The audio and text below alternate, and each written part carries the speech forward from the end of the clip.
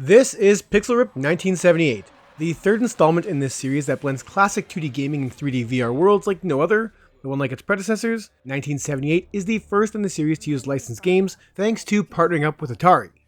This releases June 15th, 2023 for the PSVR 2, Quest 2, and PCVR headsets for $30 US, and for this review, we covered the PSVR 2 version of the game.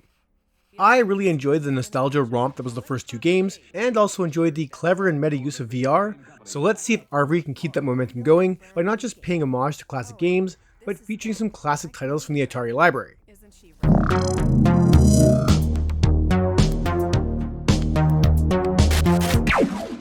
Hello beautiful people, Ryan for the VR Grid here, and before we get to it, don't forget, if you enjoy our content, to like, subscribe, and leave us a comment about your thoughts on this release. Now, on with the review.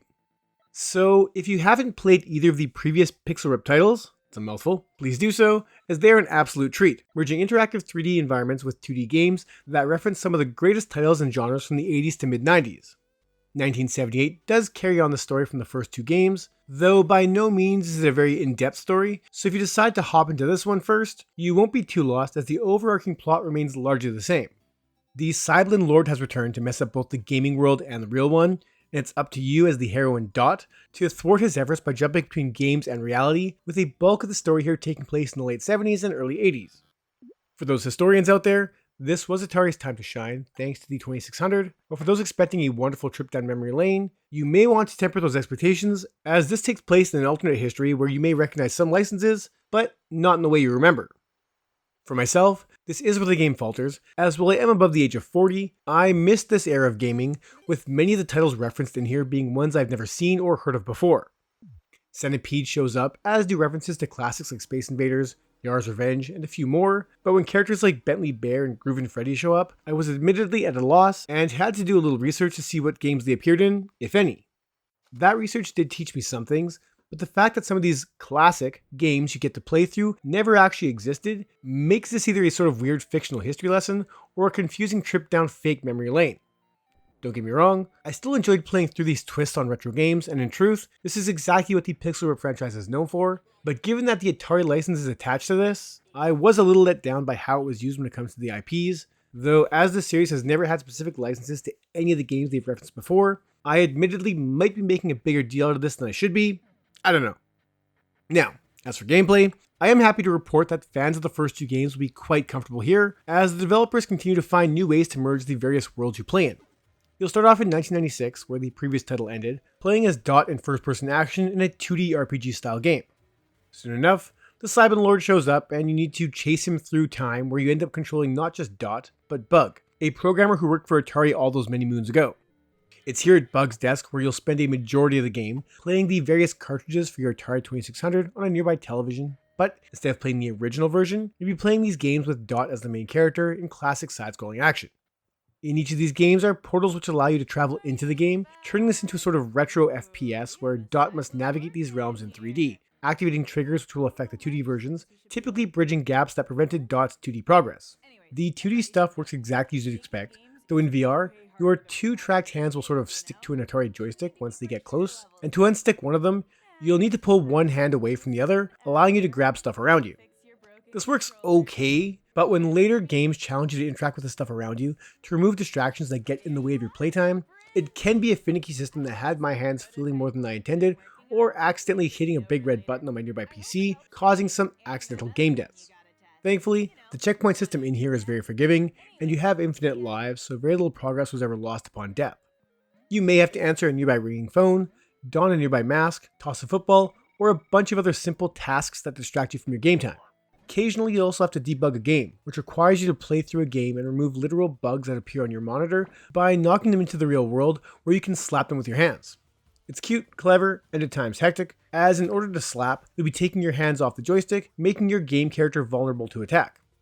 Once you've removed all the bugs from your game, your coworker will bestow a new function for your 2D game, be it an upgraded joystick or hack that lets you mess with the game outside of its normal rules.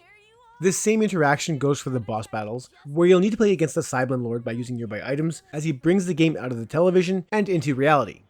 These were easily my favorite moments in the series, and 1978 does these just as well as the previous entries, making these fights fun and original. Where 1978 takes a knock is the 3D first-person sections of the game, where Dot can now free roam the environments, with each game looking different, but playing almost identically, forcing the exploitation of poor AI by keeping them far away while shooting at them, or using your melee weapon should they get too close.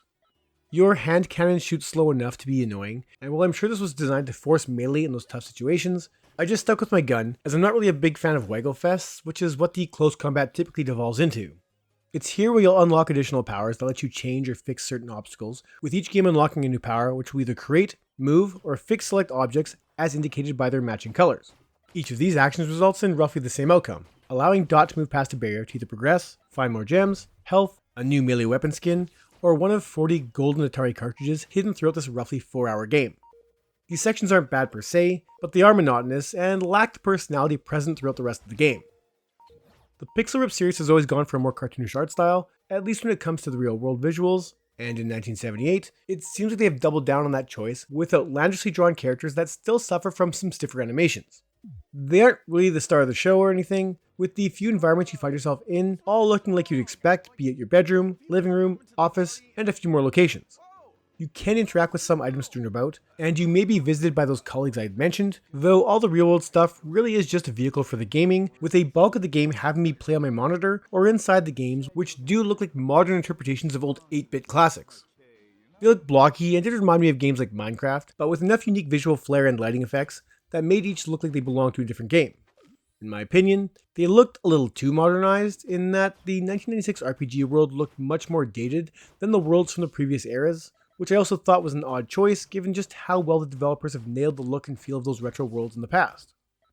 They don't look bad, I just thought they didn't quite match the era of gaming they were going for compared to the previous Pixel Rip titles.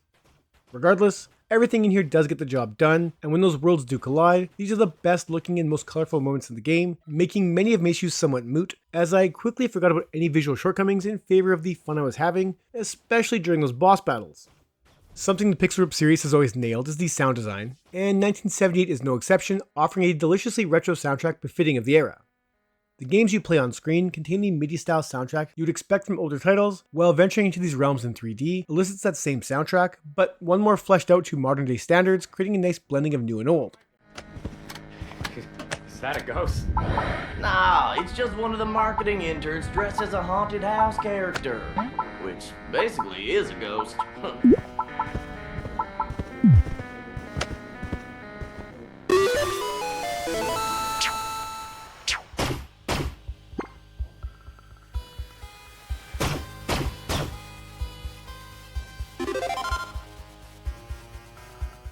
The people around you may spread gossip about the happenings in the Atari offices, and your nearby phone will often ring, and I'm sure most of us will recognize a few familiar voices on the other end, adding some nice personality and lightheartedness to this whole affair. In the games, any NPCs that talk will talk to you via text bubbles, and some simple sounds which all sounded just fine, save for your master, whose digital voice I found to be quite grating, which is only made worse by his lengthier conversations, though besides that, everything in here sounds just fine.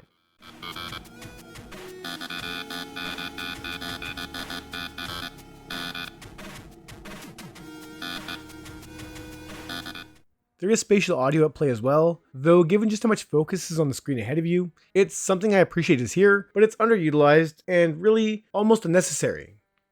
So what this all boils down to is yet another solid entry in this franchise, but one with a few more issues than its predecessors. I'm not saying this is bad, far from it, but it just feels like more could have been done with the Atari license, and the 3D gaming portions could have been better. I enjoyed the story, and it does feel like the end of the trilogy with regard to how it all plays out. The final stage was a very nice surprise, but outside of that and the boss battles, I found the game loop to be a tad more monotonous than the previous games in the series. Factor in that asking price, and I can't help but think that waiting for a sale may be the best choice, considering the content value here. If you've liked the series up to this point, I bet you'll like 1978 as well, but even with the Atari name attached to this one, this should have grabbed me more than it did. I'm going to give Pixel Ripped 1978 a 7 out of 10. It's a solid game, just not the best one in the series. If you enjoyed this review, smash that like button, and that's it for this one. Thank you so much for watching.